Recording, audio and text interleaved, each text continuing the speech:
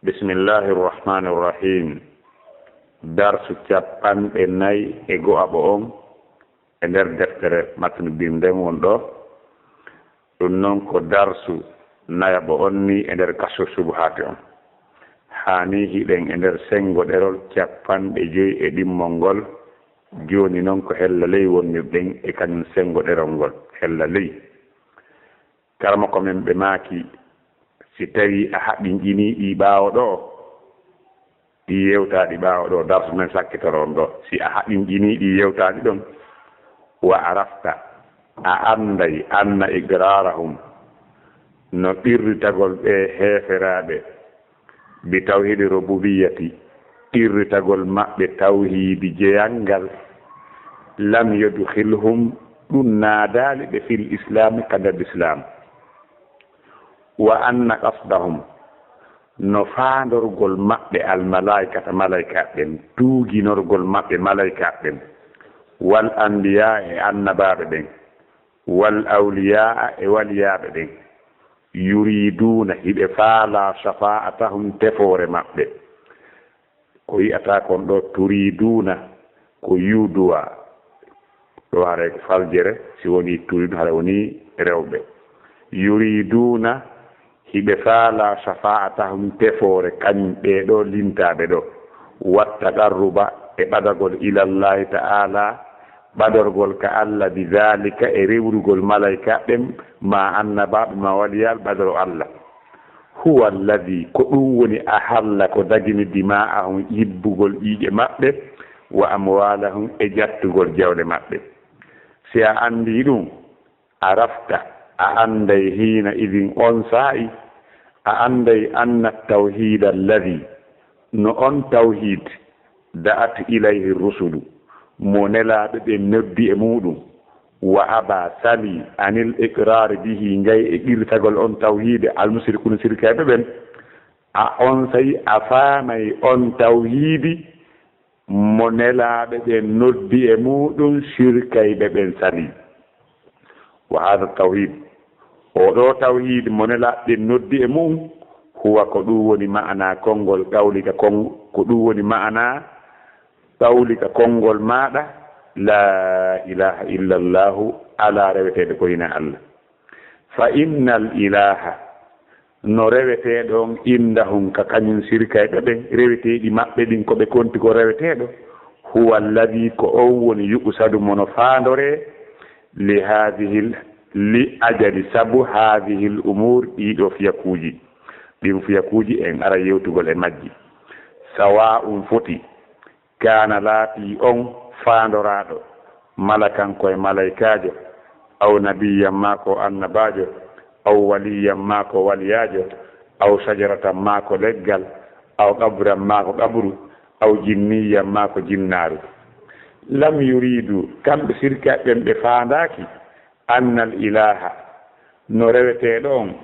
on mo ɓe rewata foti ko leggal ma ko goɗɗum ngo ɓe faandaki huwa al khaliq wonde ko on ɗon won tagowo on arrazigu arsikowo on almudabbir toppitotoɗo on fa innahum no kañum sirkaɓe ɓen ya'lamuna hiɓe andi anna dhalika no tagugol arsika lillahi ko Allah tun wodani wahdahu kanko tun kama gaddamtu laka wono mi feƴƴiniram wono mi ardinamma noon ɓaawa wa innama ya'nuna andu kañum sirkaɓe ɓen koɓe faandori bil ilahi koɓe faandori reweteɗo on ma ya'anil mushrikuna ko konko sirkaɓe ɓen faandi fi zamanina e zamane men bi lafdi konngol as-sayyidi kohojo darɗen e nder nde ɗo e toɓɓere men ɗo inchallah en yiltoɗen ndaren si en ɓeytoto faamu e muɗum seeɗa fi yon ɗum ɗi wela faamude yo Allah hawri ndin e sawaba karma komen ɓe maaki ɗo wa arafta a anday o arafta ɗo ko waɗa ɗum ataf e hoore tahaqqaqta on ɓaawo to ɓen andi en jangi ɓaawo fa ida tahaqqaqta annahum muqirruna bi hada sa haɓinɗini wonde ɓe qirti ɗum ɗo ka hoy ka fuɗɗode bindol dow ko ɗum waɗi o wi ɗo kadi wa arafta a anday anna iqrarahum no irritagol kañum sirkaynoɓe ɓen e jamanu nelaɗo irritagol maɓɓe ngolɓe tawhidi rububiyati tawhide jeyangal fii ɓe jaɓi ko Allah tun tagata kanko arsikata kanko lamminta kanko follata kanko toppitoto fiyaake fii hiɓe jaɓi ɗum lam yudkhilhum fil islami ɗum naadaali ɓe ka nder l'islam fii ɓe jaɓi tawhidi jeyangal ɓe yeddi tawhidi dewalngal ɓe acciranoka sabu ɗum ɓe konta e nder dental julɓe ɓen bal ɓe konta e nder dental heeferaɓe ɓen sirkayɓe ɓen mayɓe ɓen e hoore muɗum ɓe naata jahannama ɓe luttaner ton abadal abidina ko ɗum waɗi anduɗen kirritagol tawhidi jeyangal tun Allah ko gooto ɗum ɗon tun nafata fodde on tigi fiɓaaki o huutora kadi wonde ko Allah woni reweteeɗo gooto bajjo petti fodluɗo e dewal kala ko rewa ko hina Allah konko mere ɗode karam ko men maaki wa arafta a anday anna iqrarahum no irritagol kañum ɓe heeferaɓe feƴƴuɓe irritagol maɓɓe bi tawhidi rububiyati tawhidi jeyangal lam yudkhilhum ɗum naadaali ɓe fil islam ka nder l'islam ɗum waɗaali haa ɓe konte wonde ko e julɓe ɓen ɓe jeya wa anna qasdahum a faamay kadi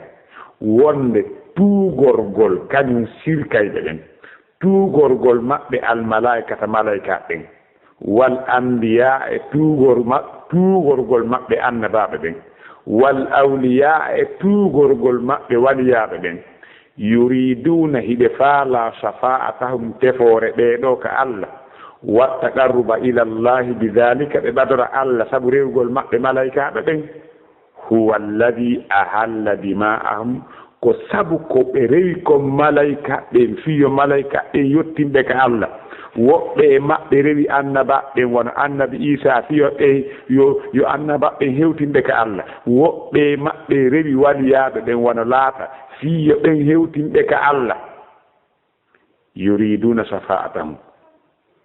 hiɓe faala tefoore maɓɓe watta qarruba ila llahi bidhalika ɓe ɓadora Allah ɗum ko sabu ko ɓe waɗi ɗum kon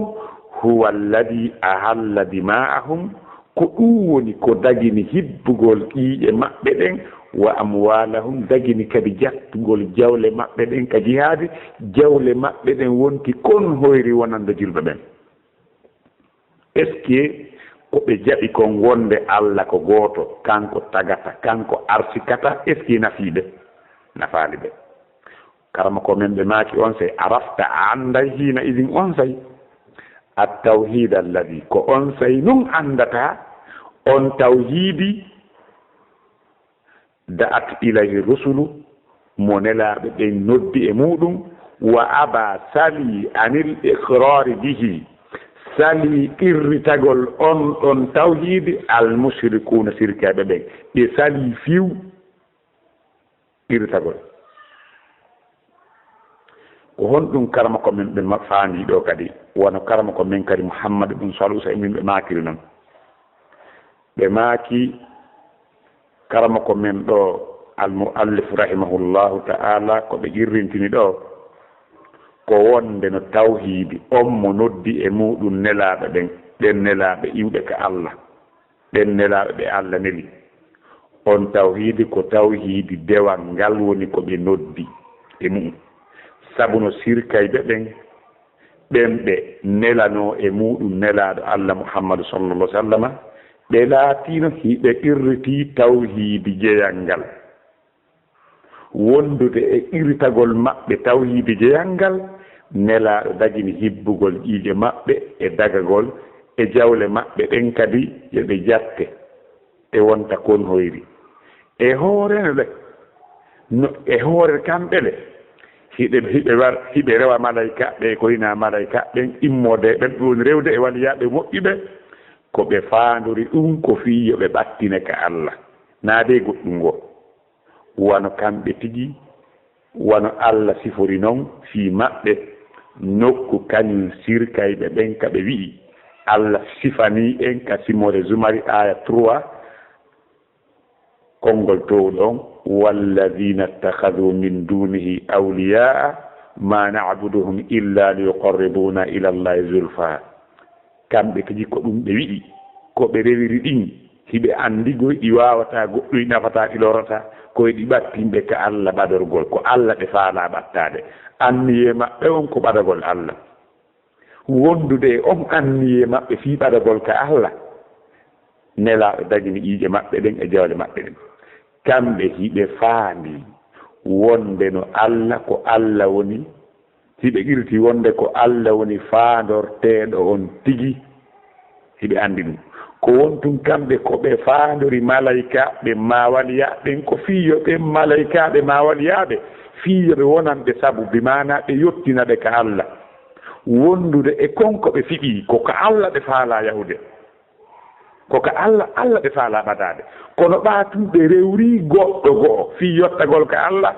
ko ɗum waɗi ɓe kontaka nder julɓe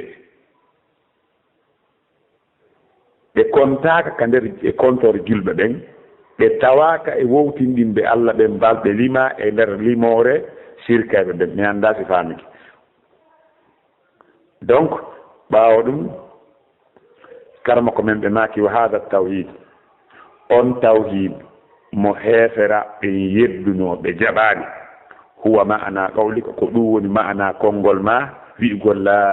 ilaha illa llahu ko kañum noon o tawhidi mo sirkayɓe ɓen jaɓano ko wi'ugol ngol la ilaha illallah on tawhidi mo nelaɗo on noddi e muɗum sirkayɓe ɓen ɓe jaɓani jokkude ɓe jaɓani jokkudemo ɓe sali ɗum ko wi'ugol wonde ala reweteɗo e gonga ko hina azza wa jalla ko on ɓe sali sirkeɓe Abu Jahali en komi waɗirta misale Abu Jahali ko kala ko ñentini e makko kala ko iwtiri ɓawa makko on fof no jokkimo kono waɗa tun misal e makko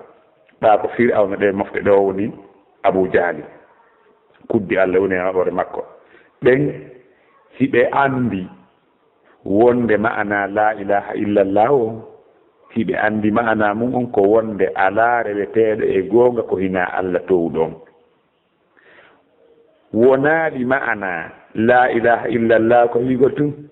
Allah ko goto tago ala si wona Allah arsiko ala si wona Allah toppitotoɗo fiyake ala si wona Allah wawɗo e hoore piijiɗin fof ala si wona Allah na ɗum woni firo la ilaha illallah wona buy e yimɓe ɓen firirta na ɗum fes woni firo la ilaha illallah fi hon ɗum kala mo tawi ko ɗum o faami e la ilaha illallah hare Abu Jahal no ɓuri mo imanu fiyo ɗum Abu Jahal no anduno wonde si wiyama la ilaha illallah ko faanda ɗum ko wonde ala reweteɗo e goonga ko hina Allah si tawino ko wigol tun arsi ko ala si wona Allah tago ala si wona Allah Abu Jahal kadi yeddal ɗum mo jaɓi ɗum ko ɓe yeddi kon e la ilaha illallah on ko wigol ngol wonde ko tawde ma'ana mum on ko ala reweteɗo e goonga si wona Allah ko rewa ko hina Allah kam fof ko mere Abu Jahal en kon noon sali ha kamɓe tigi ɓe wi aja'ala al alihata ilahan wahida inna hadha la shay'un ujab wantalaga al mala'u minhum an imshu wasbiru ala alihatikum inna hadha la shay'un yurad ma sami'na bihadha fi millati al akhirah in hadha illa ikhtilaq ndenelaɗo ma kannoɓe komi faala ko konngol goto tetti yo bappa haray gasi Abu Jahal wi mi watta konguɗi 10 e hoore kañum konngol ngol yo o wowlu rendez-vous waɗa ɓe haɓɓe mooɓi fotti joni yo ngol konngol wowle ɓe wowla ngol konngol ɓe ɓortodira e nelaɗo ɓe mooɓon nelaɗo maki wi'e la ilaha illallah ɓe inni hiɓe honka coñci maɓɓe kañum bandiji ɗi ɓe wi a ja'ala al alihata ilahan wahida meɗen mari 360 wonɗi ka takko suudu kaaba ɗo wiya ɗin fof ko mere ko goto petti yimɓe annabi salihu ɓen kadi ɓe wi a nodday men lina abuda allaha wahdahu wa natruka ma yabudu abauna a nodday men fiyo men rew Allah kanko tout min acca ɗiɗo fof hiɓe andi la ilaha illallah on hiɓe andi faami maana mum en ara ɗum yeeso fa innal ilaha karam ko men ɓe maaki no reweteɗon indahum ka maɓɓe yaani kañum sirkede ɓen huwa alladi ko o woni yuɓusadu mono faandore li ajali hadi l umur sabu ɗiɗo fiyakuuji immorde e ɗaɓɓugol tefoore immorde e ɓadorgol ka Allah sawa'un foti kana laati on wonaɗo ɓadoreede malakan ko malaikajo aw nabiyan ma annabajo aw waliyan ma waliyajo aw sajaran ma leggal aw qaburan ma qaburu aw jinniyan ma jinnaaru ko ɓe faandor ɗin fof ko yoɓe ɓatto ka Allah ko Allah ko laawol yottagol ka Allah ɓe faala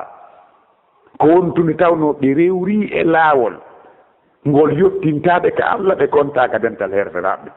kañum sirkaynoɓe ɓen ɓen ɓe nelano e jamanu mum wono sirkayɓe e jamanu men enen kadi ɗo ni lam yuridu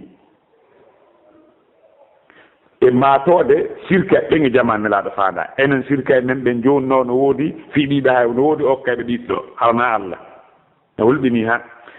sirkayno ɓen e jamanu nelaɗo lam yuridu ɓe faandaki annal ilaha